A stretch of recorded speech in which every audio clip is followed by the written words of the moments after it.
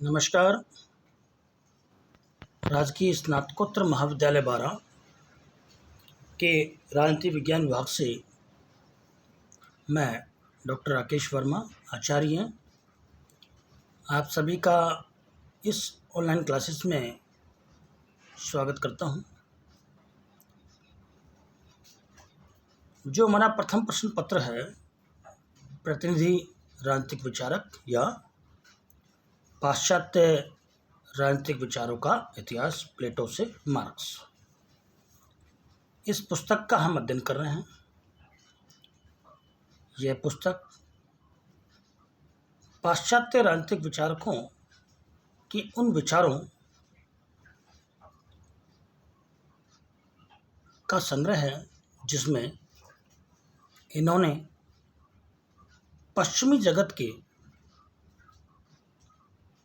तत्कालीन परिस्थिति में जो शासन व्यवस्था, राजनीतिक व्यवस्था पर अपने विचार प्रकट किए। राज्य कैसा हो, राज्य की प्रकृति कैसी हो और राज्य में क्या होना चाहिए के बारे में ये बात करते हैं। राजनीति विज्ञान विभाग में मैं आपको ये जो वीडियोस अपलोड कर रहा हूँ, इसमें वीडियो के साथ साथ में नोट्स भी हैं। आप रफ में इनको उतारें, कॉपी में उतारें इनको, और एग्ज़ाम से पूर्व इसका दोहरान करें और बार बार आप वीडियो सुनें, जिससे क्या होगा कि आपको वो जो टॉपिक है, वो प्रश्न है, वो आपको याद रहे और एग्ज़ाम में आप उसको लिख सकें। हमें पढ़ने के साथ साथ ही, सुनने के साथ साथ ही लिखना भी आना ज़रूरी है। परीक्षा हॉल में लिखना होता है और वो तब लिख पाते हैं जब हम प्रश्न को समझ लेते हैं और उससे संबंध आंसर उत्तर हमें प्राप्त है तो हम उसको लिख सकते हैं। तो आप इस वीडियो को सुनें, साथ साथ में लिखें भी। एक बार सुन लें, दोबारा जब सुने स्क्रीनशॉट लेते हुए इनको लिखें एक कॉपी में, तो आपको नोट्स भी तैयार हो जाएंगे और आपको लेक्चर्स भी तैयार मिलेंगे। प्रारंभ करते हैं आज की क्लास को। आज हम जॉन लॉक का सामाजिक समता सिद्धांत, जो जॉन लॉक हैं, उन्होंने अपना जो सामाजिक समझौता सिद्धांत किस प्रकार दिया। पिछली कक्षा में हमने आपको हॉब्स के बारे में बताया था। आज की कक्षा में हम आपसे जॉन लॉक के बारे में बात करते हैं। ये तीन थिंकर हैं, हॉब्स, लॉक और रूसो। इन तीनों थिंकरों ने सामाजिक समझौता सिद्धांत का प्रतिपादन किया। सेकंड जो थिंकर हैं वो हैं लॉक। इनका जो सामाजिक समता सिद्धांत है वो थॉमस हॉब्स के सामाजिक समझौता सिद्धांत से भिन्न है। इनका जो मानव स्वभाव है, मानव प्रकृति है, उसके बारे में थॉमस हॉब्स से एकदम विपरीत है। जॉन लॉक को उदारवाद का जनक भी कहा जाता है। इनके जो विचार है वो उदारवादी विचार है। बात करते हैं जॉन लॉक के सामाजिक समता सिद्धांत की। इसके सामाजिक समता सिद्धांत में हम क्या क्या पढ़ेंगे, जैसा कि हमने थॉमस हॉब्स में पढ़ा था। मानव स्वभाव की धारणा, टॉपिक है मानव स्वभाव की धारणा। दूसरा है प्राकृतिक अवस्था, कि उस समय कैसी प्राकृतिक अवस्था थी, मानव स्वभाव कैसा था, और सामाजिक समझौते के कारण, कि किन कारणों से सामाजिक समझौता हुआ था, और सामाजिक समझौता और राज्य की उत्पत्ति। जब सामाजिक समझौता हुआ उसके बाद में किस प्रकार का राज्य बना। उसके बाद हम पढ़ते हैं लाक के सामाजिक समता सिद्धांत की विशेषता, और अंतिम में हम कोई भी सिद्धांत होता है उसकी हम समालोचना करते हैं, उसके महत्व को और उसकी आलोचना को दर्शाते हैं, जिससे वो अपनी सिद्धांत के उसमें खरी उतरे। प्रारंभ करते हैं। आज पहले है जो इसका समता सिद्धांत की बात करते हैं। सामाजिक समता सिद्धांत को वैज्ञानिक ढंग से प्रतिपादित करने वाले दार्शनिकों में हॉब्स और रूसो के साथ साथ जॉन लॉक का नाम भी आता है। हॉब्स, लॉक और रूसो, ये 3 थिंकर्स का नाम उल्लेखनीय होता है। लाक के सामाजिक समता सिद्धांत का सार ही है कि निरंकुश राजतंत्र के स्थान पर वैधानिक राजतंत्र की स्थापना हो। पार्लियामेंट की अंतिम सत्ता को स्वीकार करना नितांत न्यायसंगत था। लाक के समता सिद्धांत संबंधी विचार हॉब्स के समता सिद्धांत से एकदम विपरीत जैसे दिखते हैं। उनके जो सामाजिक समता सिद्धांत है वो एक प्रेम भरा है।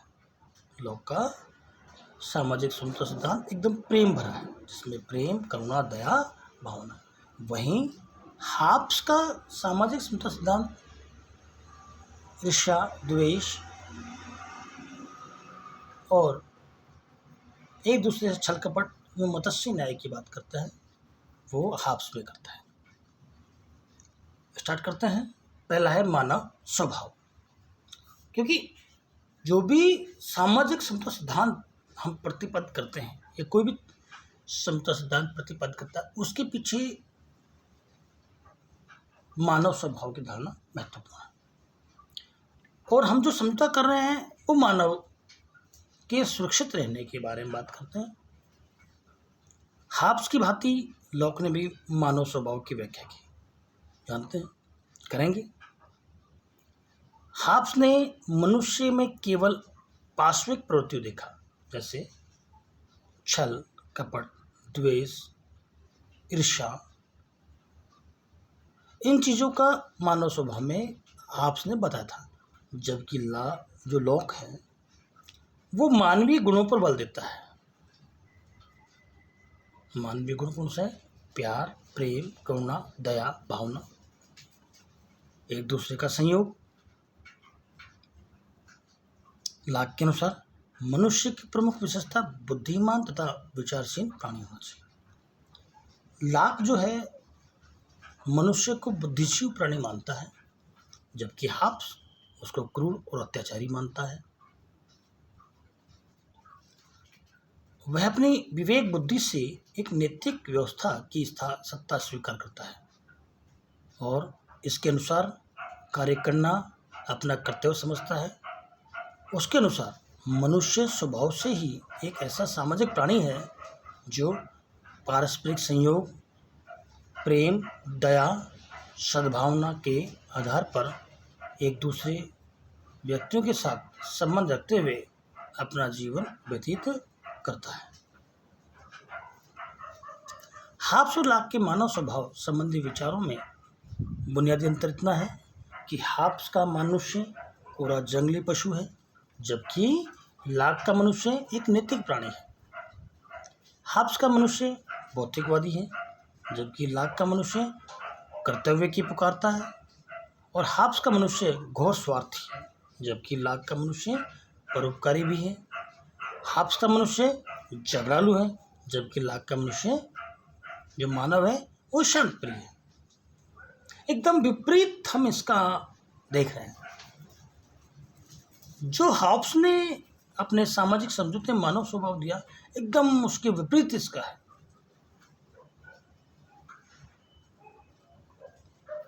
प्राकृतिक अवस्था। अब उस समय की प्राकृतिक अवस्था कैसी थी, इसके बारे में बात करते हैं।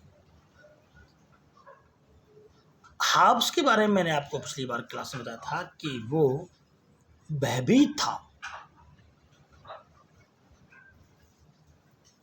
उसने जैसे अपने जो गदर फिल्म देखी होगी आपने, उस गदर फिल्म का दृश्य, जो प्रारंभिक दृश्य जो भारत पाकिस्तान बंटवारे का दिखाया गया था,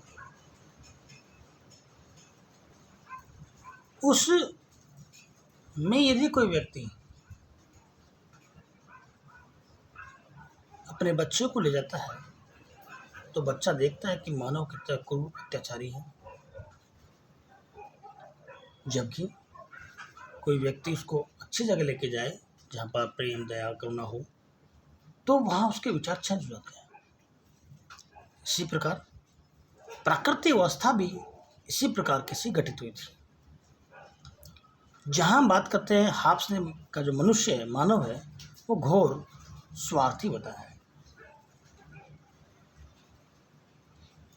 और युद्ध की हमेशा स्थिति रही, जबकि लाक ने मनुष्य को स्वभावतः परोपकारी, दयालु, संयोगी व समाज प्रिय माना है तथा उसी के अनुसार प्राकृतिक अवस्था की कल्पना भी इस प्रकार की है, जिसमें मनुष्य पारस्परिक युद्ध की अवस्था में न रहकर पारस्परिक संयोग की अवस्था में रहते हैं।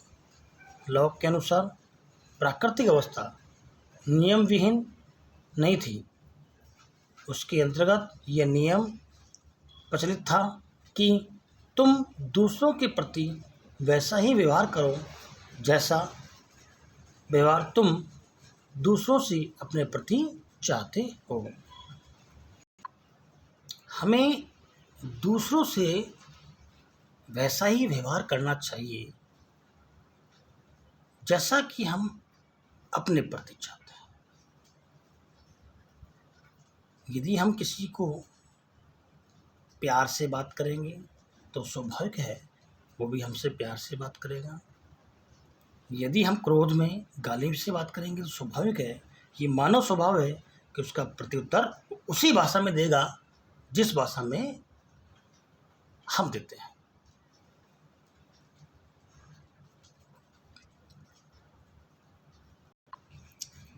इसलिए हमें दूसरों के साथ वैसा ही व्यवहार करना चाहिए जैसा कि हम अपने प्रति चाहते हैं। लाक के मतानुसार प्राकृतिक अवस्था में 3 प्रकार के अधिकार प्राप्त हैं।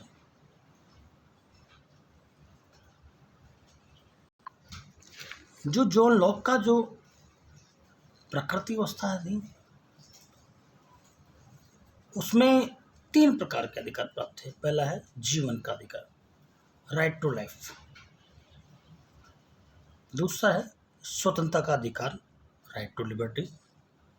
और तीसरा है संपत्ति का अधिकार, राइट टू प्रॉपर्टी। ये 3 अधिकार व्यक्ति को प्राकृतिक अवस्था में प्राप्त था। व्यक्ति अपना जीवन जिए, वो स्वतंत्र है। स्वतंत्रता पूर्वक जिए, ये भी स्वतंत्र है। और अपनी निजी संपत्ति भी वो रख सकता है। जैसे उस समय प्राकृतिक अवस्था में खेत खलिहान जो भी उसको लगे कि सब ये ज़मीन मेरी है, तो वो रखता था। जबकि हाब्स में केवल एक ही था, जीवन जीने का अधिकार था।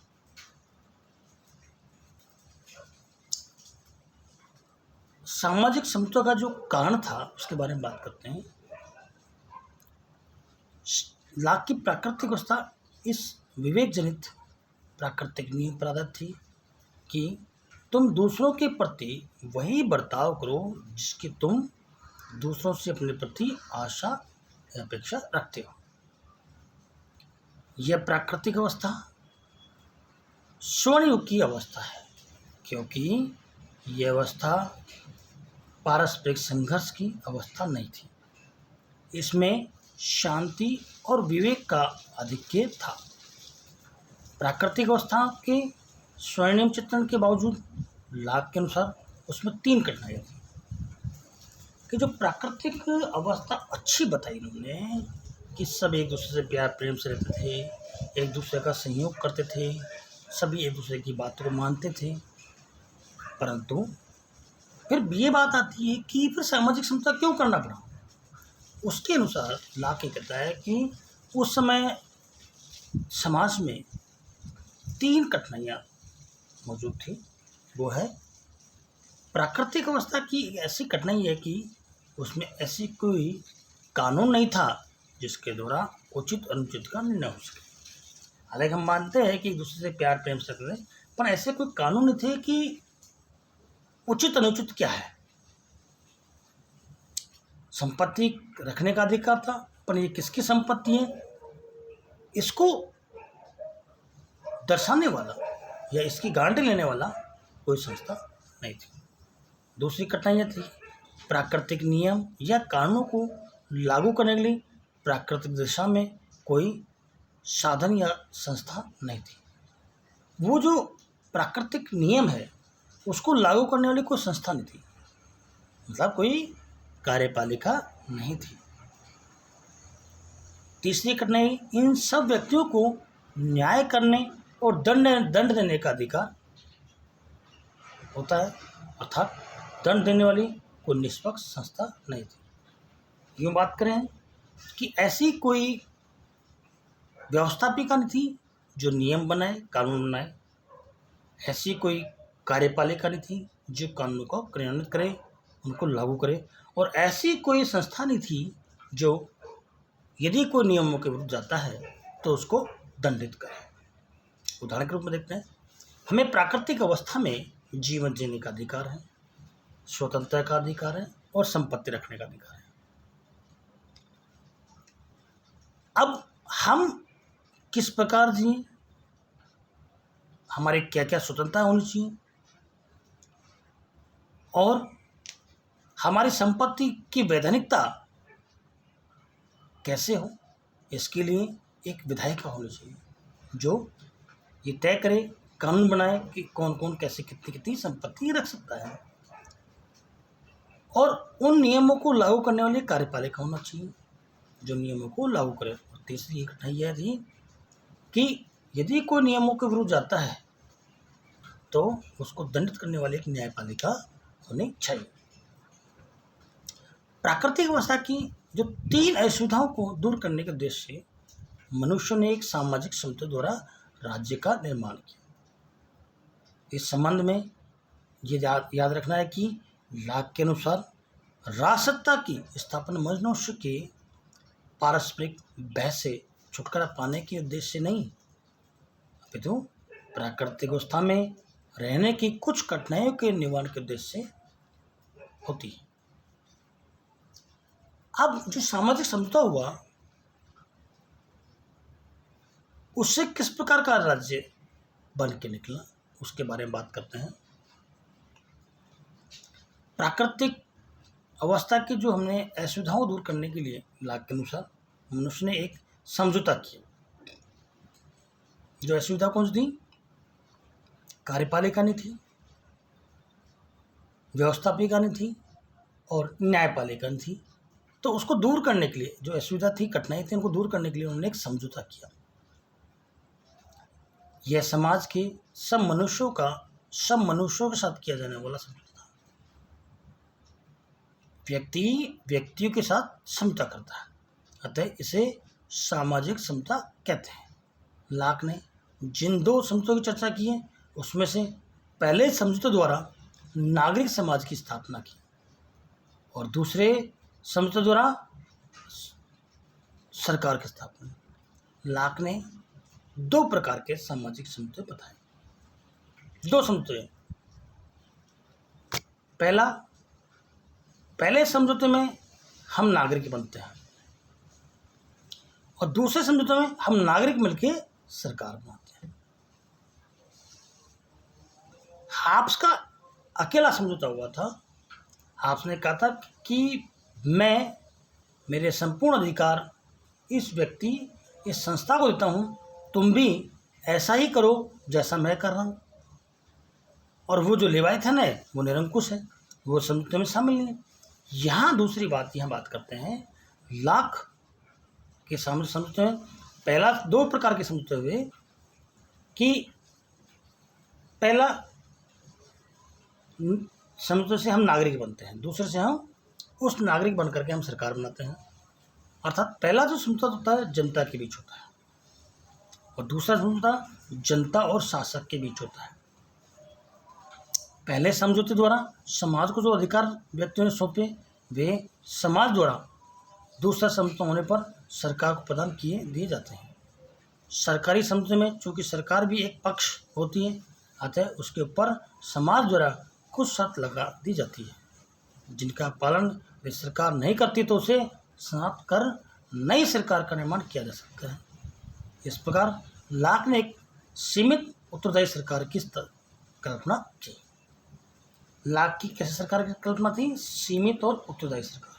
हाब्स में क्या था कि हाब्स में सत्ता जो है वो एक निरंकुश शासक लेवातन के हाथ में थी। अब आप बात करते हैं हम सामाजिक समता सिद्धांत की विशेषता। जो लाक का सामाजिक समता सिद्धांत था उसकी विशेषताओं के बारे में बात करते हैं। यह समता सभी व्यक्तियों की सहमति पर आधारित था।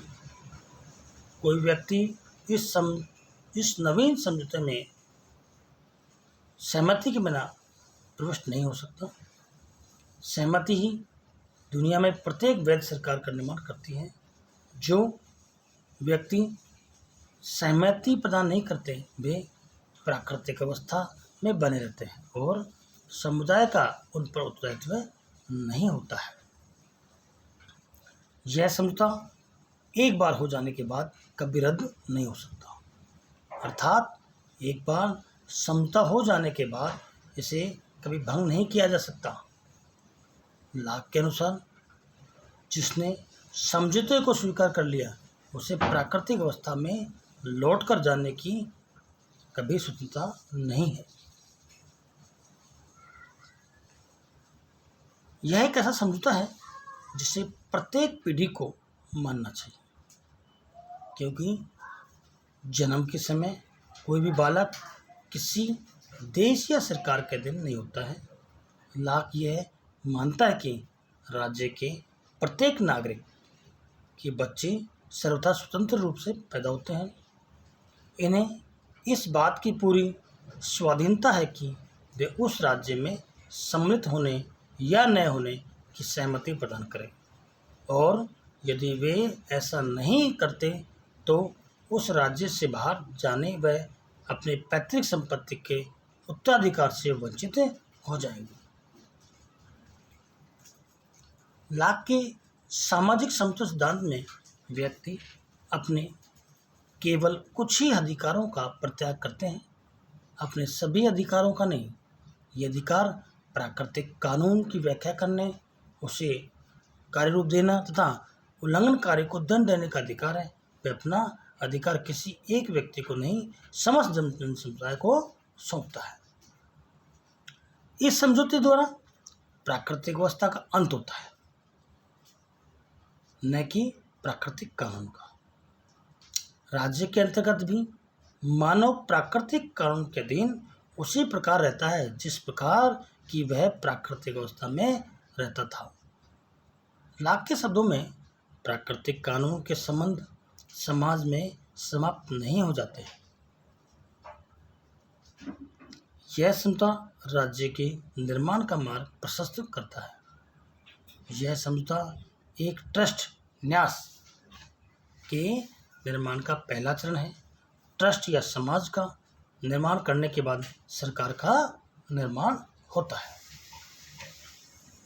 इसलिए जो थिंकर है वाहन, वो कहता है कि लाक ने स्पष्ट रूप उल्लेख नहीं किया है, फिर भी वह दो प्रकार के समझौते मानता है। पहला, प्राकृतिक अवस्था को समाप्त कर उसके स्थान पर नागरिक समाज, सिविल सोसाइटी की स्थापना करता है। इसके बाद दूसरे समझौते द्वारा व्यक्ति राज्य का निर्माण करते हैं, जहाँ प्रथम समझौता व्यक्तियों के परस्पर होता है, वहीं दूसरा समझौता नागरिक समुदाय और सरकार के बीच में होता है। जो प्रोफेसर वाहन कहते हैं कि जो लाख का जो सामाजिक समझौता है उसमें प्राकृतिक अवस्था को छोड़ने के लिए एक सिविल सोसाइटी बनाई जाती है, और वो सिविल सोसाइटी विचारहीन होती है और वो नागरिक बनते हैं, नागरिक समाज। उसके बाद में वो नागरिक समाज मिलकर के समझौता करते हैं और सरकार का निर्माण करते हैं, क्योंकि हम भी देखते हैं कि वोट डालने का अधिकार उसी व्यक्ति को है जो वहाँ का नागरिक है। तो पहले हम सरकार बनाने से पहले हम वहाँ के नागरिक बने। अब हम बात करते हैं सामाजिक समता सिद्धांत की आलोचना, क्योंकि कोई भी सिद्धांत जब तक मान्य नहीं होता है जब तक उसकी आलोचना नहीं की जाए, इसलिए आलोचना करना आवश्यक है उस सिद्धांत की पवित्रता को जांचने के लिए। पहला, लाक ने बार बार मूल समझौता ओरिजिनल कॉन्ट्रैक्ट शब्द का प्रयोग किया है।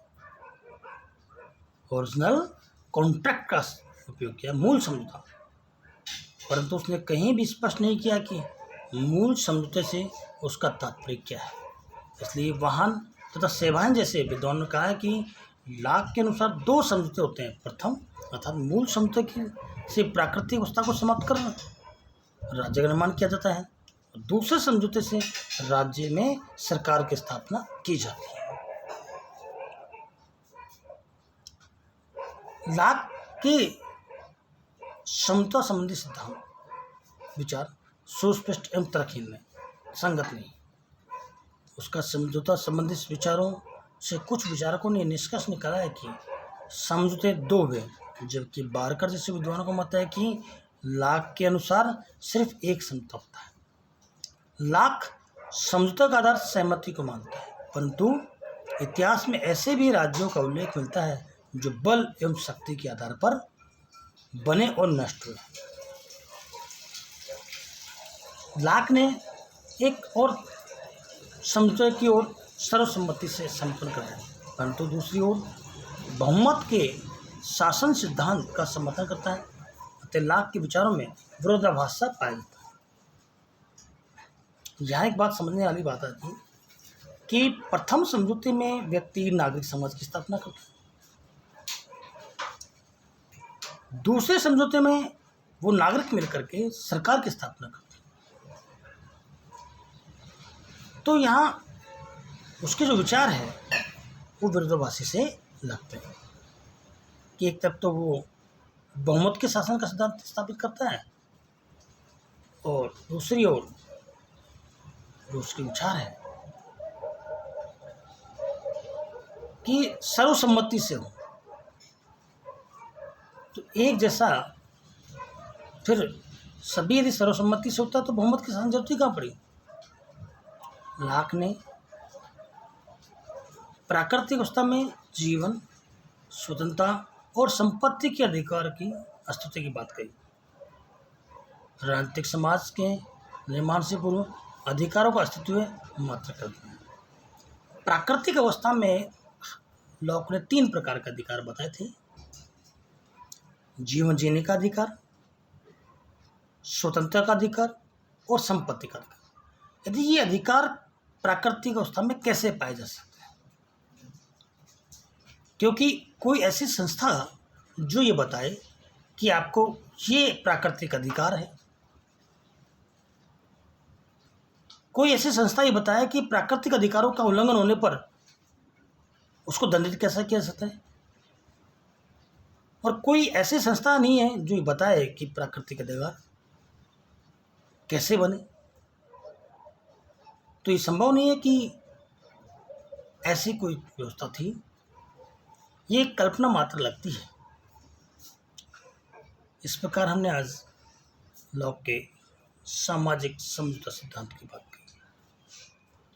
हालांकि जो लॉक का सामाजिक समझौता सिद्धांत है उसके विरोध हो सकते हैं, मगर तो वर्तमान परिस्थिति में देखें, मानव झगड़ालू हो सकता है पर उसमें प्रेम, दया, करुणा की भावना भी है। मानव को राज्य चाहिए, क्योंकि राज्य में रहकर ही व्यक्ति स्वतंत्र रह सकता है, अपने अधिकारों की मांग कर सकता है। प्राकृतिक अवस्था में ऐसे नहीं थी।